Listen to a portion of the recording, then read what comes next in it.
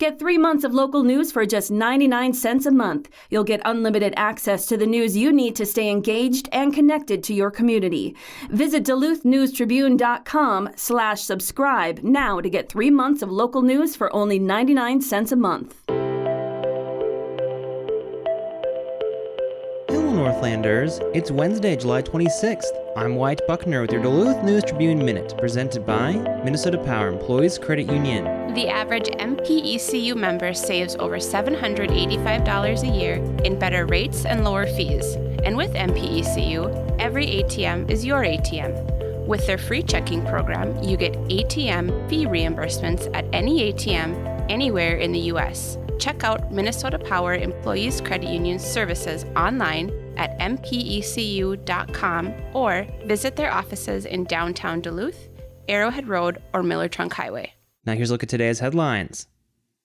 Come Tuesday, August 1st, the recreational use of marijuana will be legal in Minnesota, and local officials are scrambling to put rules in place as to where the drug can and cannot be smoked. But at least one city councilor said she's concerned her colleagues may be moving too swiftly in their effort to ban the smoking or vaping of cannabis products in public parks. A proposed ordinance could go to a vote of the Duluth City Council when it next meets August 14th. Azreen Owl, city councilor at large, said the proposed restrictions may leave many renters with no clearly safe local spaces in which to exercise their newly recognized rights, as many landlords are unlikely to allow marijuana use on their premises. Noah Hobbs, also an at-large councilor, pointed to similar restrictions in Maryland, Oregon, California, and Nevada. Hobbs said the ban on marijuana in the parks also mirrors current park policy regarding alcohol consumption. Owl acknowledged the good intent of fellow councilors proposing the new rules, yet continued to share her reservations. She suggested it was not fair nor safe to relegate certain groups of people to smoking marijuana on public sidewalks and alleyways. But 2nd District Councilor Mike Mayo referred to the proposed smoking restrictions in public parks as, quote, relatively narrow, end quote, in scope,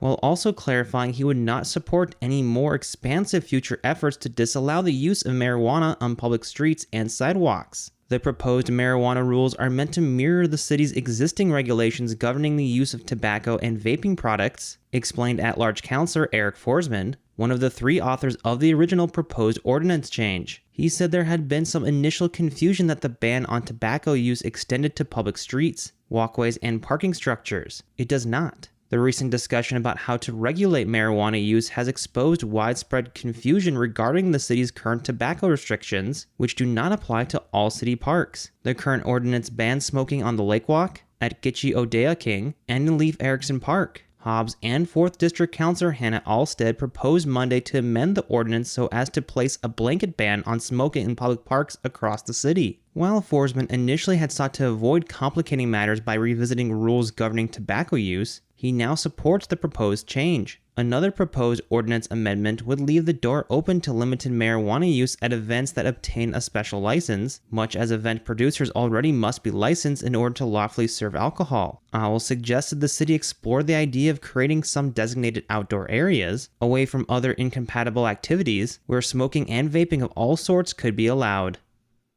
A former Carleton County man was arrested and charged in the 1984 homicide of a man in Minneapolis after authorities matched his DNA on a disposable cup to the DNA found in blood left at the crime scene 39 years ago. Matthew Russell Brown, 66, was charged in State District Court in Minneapolis with second-degree murder with intent, not premeditated, in the death of Robert Miller, 33, on July 19, 1984, at a Minneapolis apartment. Brown is held at the Hennepin County Jail on $1 million bail. He was originally arrested last month in Illinois, where he was living, and later extradited to Minnesota. Court records list Brown as having an Ingleside, Illinois address, but the complaint also showed Russell as having a Barnum address. Divorce documents from 2018 list Brown as having a Cloquet address and working at the Minnesota Sex Offender Program in Moose Lake. Brown worked as a security counselor at MSOP Moose Lake from May 2006 through July 2018. Minnesota Department of Human Services spokesperson Christopher Sprung confirmed in an email to the News Tribune. According to the criminal complaint, at about 2:30 a.m. July 19, 1984, multiple 911 calls were made from an apartment at 3209 Girard Avenue South in Minneapolis. When police arrived, 2 women rushed out of the building. One was bleeding from a cut to the left side of her face and the other was, quote, uninjured but extremely distraught, end quote. They told police an unknown man had broken in and attacked them with a knife. Officers found a dead man in a pool of blood near a bedroom doorway in the apartment. The crime lab then collected blood samples from the floor, back exit hallway, and back exit door handle. In 2018, the Bureau of Criminal Apprehension developed a DNA profile from the blood collected at the scene.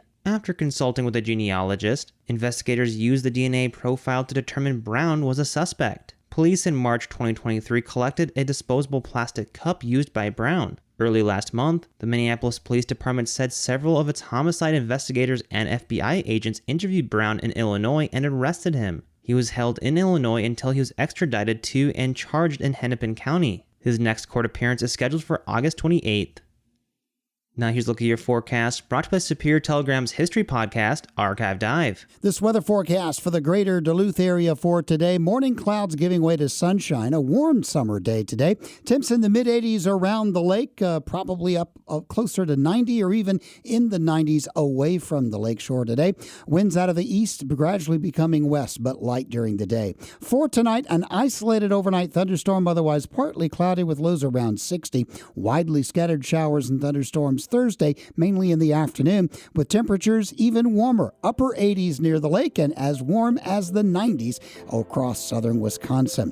I'm Storm Tracker meteorologist John Wheeler. Thank you to Archive Dive for their support. The monthly history podcast, hosted by Superior Telegram reporter Maria Lockwood, dips into the archives of historic events, people, and places around Superior and Douglas County. You can find the latest episode of Archive Dive at superiortelegram.com or wherever you also get this podcast.